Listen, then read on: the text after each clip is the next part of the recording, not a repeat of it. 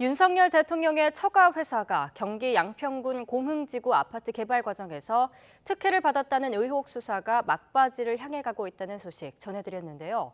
윤 대통령의 장모 최은순 씨는 이와 별개로 공흥지구와 가까운 농지를 농사지을 의사도 없이 사들이고 땅을 차명으로 매입한 혐의 등으로도 고발된 상태입니다. 하지만 이런 땅 관련 혐의 대부분은 공소시효가 지나서 처벌이 쉽지 않을 것으로 보입니다. 김철희 기자입니다. 지난해 1월 윤석열 대통령의 장모 최은순 씨가 경기 양평군 백안리 일대 농지를 사는 과정에서 농지법을 위반했다는 의혹이 제기됐습니다.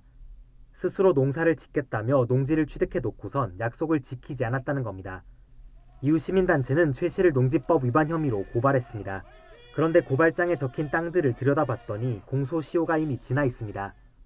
현행 농지법은 공소시효를 최장 7년으로 정하고 있는데 땅을 취득한 날짜를 기준으로 하면 시효가 만료된 상태에서 고발이 이루어졌던 겁니다. 뿐만 아니라 최 씨는 경기 양평군 강상면에 있는 다른 사람 소유의 땅을 담보로 대출을 받았던 것으로 드러나 차명 보유 의혹도 받아왔습니다. 이 부분에 대해서도 고발장이 접수돼 수사가 이루어지고 있는데 역시 공소시효가 발목을 잡습니다. 문제가 된 땅들을 매입한 시기가 대부분 2008년 이전이라 땅 매입 시점으로부터 7년인 부동산 실명법 위반죄 공소시효가 만료된 겁니다. 농지법 위반이나 명의신탁 관련돼서 불법 사항이 있는데요. 이 경우에는 소유권 이전 등기 시를 기준으로 공소시효를 기산하기 때문에 현재로서는 공소시효가 다 도과가 된 걸로 보이기는 해요.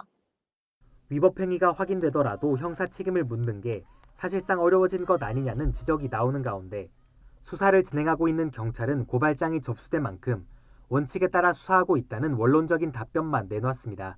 수사팀은 땅 취득 과정에 문제가 없는지 등을 더 들여다본 뒤 조만간 수사 결과를 내놓을 예정입니다.